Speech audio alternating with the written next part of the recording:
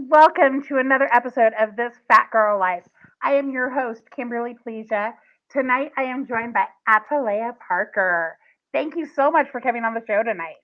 Oh, you're welcome. Thank you so much for having me. Thank Of you. course, of course. Now, before we get started, you guys, if you want to be part of this broadcast, if you want to support this broadcast, support the mission that I am on of helping people to know their worth and to love themselves in the bodies that they're in, please consider going over to buymeacoffee.com/, this fat girl life.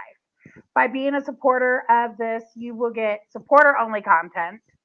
You will actually know new projects that are coming up before anybody else. And that is where you find out the tea. Everything that I am doing, it goes there first. So, buymeacoffee.com/, this fat girl life. Now, tonight we are going to be discussing a topic that goes right along with my mission. We are talking about what it means to really love yourself, understanding your worth, and understanding and knowing your beauty. Before we jump into this topic, though, Adalea, why don't you tell everybody just a little bit about yourself? Yes, for sure. So my name is Atalaya. I am a native of Grand Rapids, Michigan. Um, I was born and raised there. However, I did spend some time in Atlanta for about 7 years. I currently reside in Newport News, Virginia. Um, and just going along with what you're about, feeling beautiful. Um, I have a brand called Atalaya Beauty. I am a certified master life coach as well as a beauty coach. So my mission is to make women feel beautiful from the inside out. I absolutely love that. Now, I know why I started doing what I do. Why did you start down the path that you're on? It was just personal experience. I There was a big chunk of my life where I did not feel beautiful. You know, being plus size, being a big girl, I've been big all of my life, and then I'm surrounded by people that are, slim. Like my mom has 5 children, and I was the only one that was big, and I didn't know, why. Like I would say, oh, why me? You know, so I didn't feel beautiful. I always thought that it was, the outside. Um, then once I moved to Atlanta, that started to change. That started to change. I began to, trying to search what beautiful meant, trying to search what it meant to be beautiful, not only beautiful but necessary. I'm big on that. So it was just a personal experience, things that I've had to go through. I have a daughter, so that was big for me to, okay, I got to get over this low self-worth because I have to raise a child, a daughter at that, and she has to be an adult in this world. So that was a big motivator of why I had to, really tap into what beauty is. And my friends, it is not just outer appearance, it's definitely inside. uh once you tap into that inner beauty, then the beauty that is on the outside will shine through. So So let's talk about inner beauty. What does that mean to you? inner beauty means that you're true to yourself, number one. That was the core of where I found my inner beauty, being true to myself. Um if I felt anxiety, being true to that and trying to understand what that meant. um just trying to unpack the things, the experiences that I've went through, to figure out really who you are. Like, who am I? Who are you? A lot of times we think we know who we are. um but once you start to unpack things, feelings, why do I feel this way, what is my why, understanding yourself, that is beautiful. You'll hear me say a lot of times that it's never just the beauty, it's the process of it all. That is the beauty in everything. So you go through these things in life and you're wondering why, but once you unpack the whys, is to, it's like a connect the dots. You go through this situation, and then that leads up to that, and that leads up to that, and at the end there's this picture, and you say, oh, okay, that's why I went through that. Everything happens for a reason. So my inner beauty happened when I learned my why, and when I understood the process as to why I got to, why I had to go through things. So it wasn't pretty, but it was beautiful. One of the things that you said just now really struck me. And I think it's because it's something that I struggled with for such a long time, of the knowing who you are. Mhm. Because so often, especially as women, our identity is not wrapped up in who we are, but more what we are: wife, Mhm. mother, you know, grandmother, employee. We look at the different aspects of what we do, Right. and that's what we take on as our identity. Right. And then it makes sense that we go through this crisis Mhm. of identity later in life. And so often for women, it's during that empty nest period. Your kids have moved out, Mhm. and then it's just you and your spouse, and you're like, okay, so what do I do now? Right. Right. How am I Mhm. supposed to do this now? And unfortunately, that's something that I personally went through. Mhm. Of trying to figure out what am I supposed to do? What's my purpose at this point? And that's kind of what started me on the journey that I went on that led me here. Mm. That's so true. And it's so funny that you are saying that because I'm entering that empty nest phase. I have a 17-year-old, she'll be 18 in May. And one of the things that I've been talking to my sisters and my friends about is a lot of the decision making. When you're a mother, you make that around your child or your children. And then once you get to the point where it's time for them to leave, you're rethinking, did I make this decision because it was in my best interest, or did I feel good about this decision, or did I make it because I had my children's best interest in mind? So it's funny that you said that because that's very relevant and that's very true. Very true. And I think that's often where we get off the path, Hmm. because we are looking at, not who we are, but rather what we are. Right. And so often we put our worth into that. Exactly. If we Yes. start feeling like we've missed the mark, with how we raise our children, or we missed the mark with the job that we took, or the Hmm. job that we did, or we didn't get that raise, Right. that's what we're, because we're putting our stock in what we are rather than who we are, our worth goes into what we are Right. rather than who we are. And it sends a really skewed message. It does. It absolutely does. So that's just, that's another part of when you think about tapping into beauty. A lot of women that are raising children, they don't even have time, to think about that. You know what I'm saying? They're just so wrapped up in either spouses or their children. So part of my mission is to work with the everyday woman and to make sure that they understand what the beauty from inside out is. And part of that is putting yourself first. And I know that sounds selfish to some. It's very hard for a woman that is a career woman, that woman that is a spouse, a woman that is a mother to think about putting yourself first. But that's a beautiful thing to put Mm-hmm. yourself first because if you are not taking care of yourself, then you won't be available very long to take care of anybody else or to, you just won't be available, whether it be physically or mentally available or emotionally available to take care of everyone or to be, present when someone needs you. So it's a very beautiful thing to take care of yourself. Self care. Today I had a self care Sunday.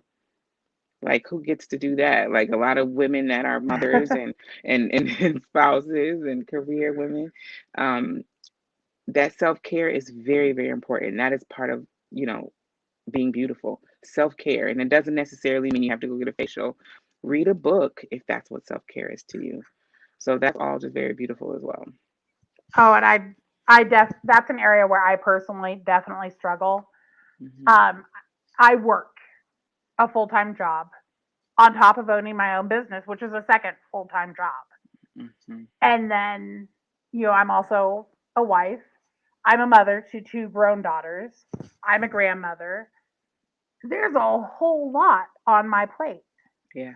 But I have learned that if I do not take some time for myself, I will hit a wall of exhaustion that is so not pretty. Oh, my poor husband, when I hit that wall, he catches the brunt of it. Hmm. I will cry over the dumbest little thing. The cat could have scratched my arm and I am bawling my head off like somebody done stabbed me or something. And, my husband's looking at me like, honey, it's really not that big of a deal. I was like, but you don't know. I've been there. And so I've gotten to the point where, I have a day off that I'm off from everything. I may go to the grocery store, but that's about it. Hmm. I don't work. I don't answer emails. I don't do anything because I've learned if I don't take that day, I'm useless. Right.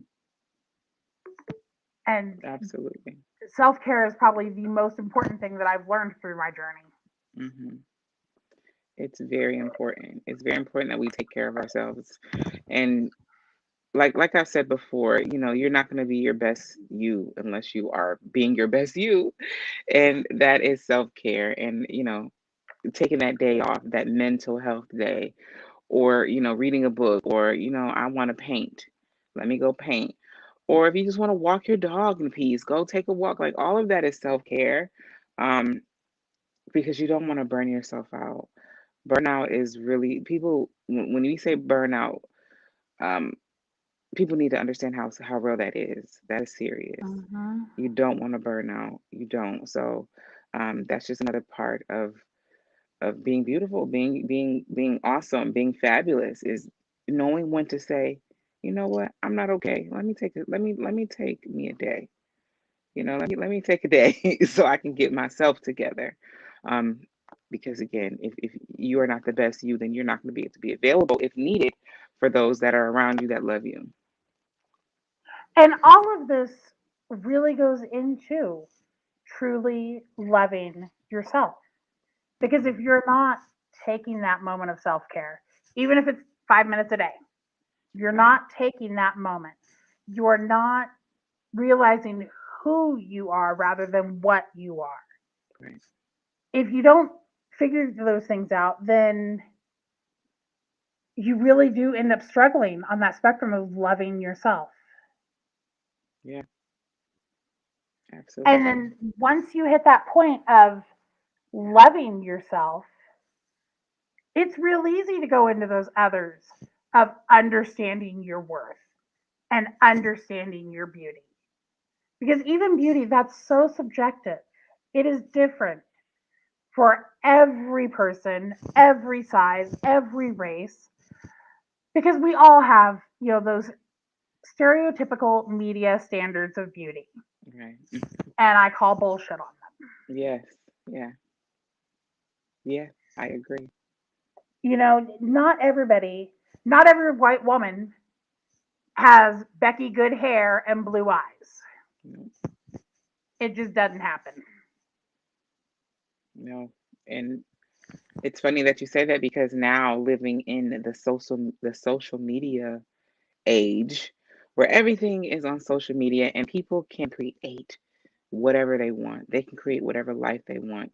Um, and just the body shapes. That's my I have a 17-year-old and just seeing what they have to deal with the social media. It was one thing being fat girl when I was growing up. It's a whole nother thing now in the social media age. Everything is about appearances. Um, and like you said, call bullshit on because it is. It is. Beauty is really not defined on outer appearance. It's literally there's just a lot of components of what creates beauty and what the true authentic you.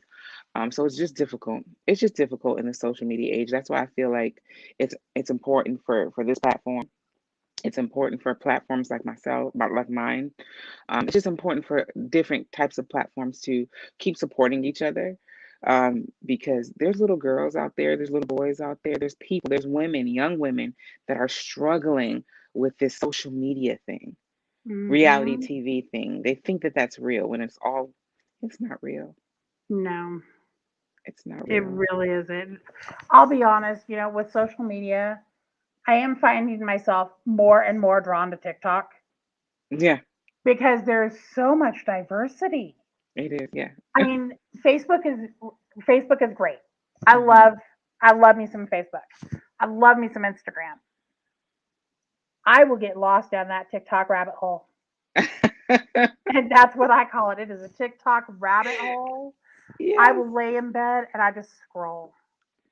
Yes. But in a matter of 10 minutes, I see every race under the sun. I see Hmm. every body type under the sun. Yep. It's not structured to a certain way, shape, and or form Right. because Hmm. everybody has gotten on there. When TikTok first started, yeah, it was a whole bunch of teens doing their thing, doing the dances, Doing the dances. which I no, I've Yeah, I'm not done gonna do those. two dances, two. Can't keep up. I'm not about that life, Right. but I love that I can follow so many different people from so many different walks of life. And I see people who have struggled or are struggling with addiction. Hmm. I see fat people. I see skinny people. I see gay people. I see straight people. I see some of the most fabulous drag queens that walk the face of the earth. Hmm. Hmm. It is all there. And It there's, is. I mean, you can structure the For You page a little bit. Yes, you could just watch who you're following, but I tend to stick more to the For You Yeah. just because I know they're going to throw something random in there Right. and I don't want to miss it. Hmm. Yeah. And it's funny that you brought that up because I do the same thing. And what I'm finding is like I laugh so hard because I'm like, I thought I was the only one that thought that, or I thought I was the only one that went through that. You like, no, people, we are not in this by ourselves. If you've gone through something, I promise you, somebody else has gone through that or is going through that. Your thought process Mhm. is not your thought process. Like, so being on TikTok, as you can see, what I've seen this summer is, of course, I'm on the plus size side of TikTok because I'm plus size, so I'm always I love liking and fat talk. shouting them out. And so, what I've seen was like some type of movement. Everybody this year was like, you know what, this summer, y'all getting these roles.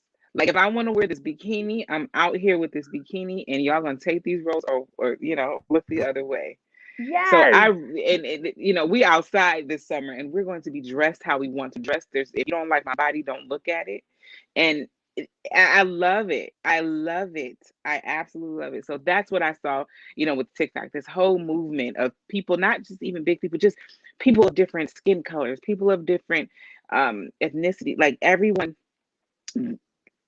being, empowered because now they see someone on the other end like, whoa, there is someone like me. There is a community that deals with this. So that just in Hmm. turn made a lot of people just more confident. So that's what I saw, especially being a big woman, seeing all those other, ladies like, you know what, this summer, no, we're not wearing long sleeve this summer. We're not wearing blue jean jacket over our sundress. Y'all getting all of this. And if y'all don't want it, then Hot oh girl summer well. took on a whole Hot new girl. meaning this year. It It totally did. did. And I saw it and I love it. I love it. That's why be unapologetically yourself. I'll be honest, because of what I saw on TikTok, especially on the fat talk side of things, I actually bought the bikini. Did a Yes. photo shoot in the bikini. Yes. Yeah. I Yeah. was here for it. Me too. And I put a video up on TikTok with bathing suits, with bikinis, something I would have never done Hmm. before. But I'm like, "Well, you know what? Listen, who's gonna check us? No one.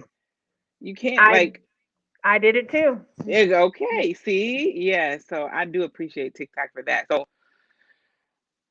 where social media is very toxic to some, I think that we can turn it around. We can be unapologetically ourselves. We can tap into what beauty really is and we can change that narrative. So That's exciting to me. That's exciting to me. That's why I said platforms like this, other platforms that I've seen is just very necessary, and I'm excited about that. And what I'm going to encourage for anybody who is watching or listening to this, if you are struggling with being able to step into that unapologetic role, which we all have, we've all been there. None of us have arrived. And if Right. anybody says they have arrived, they're lying. Just believe me now. I'm Yes. 45. I've lived. But if you're in that area where you're struggling, find somebody who isn't. Yeah. Make build a relationship with that person, even if it's just online. Right. Because I guarantee they have been where you are, and they will hold your hand through it. Yes. Because we all been there. Yes. Yes. Yes. I agree. And you'd be surprised who's willing to support you. Just like you just said, Hmm. Kimberly.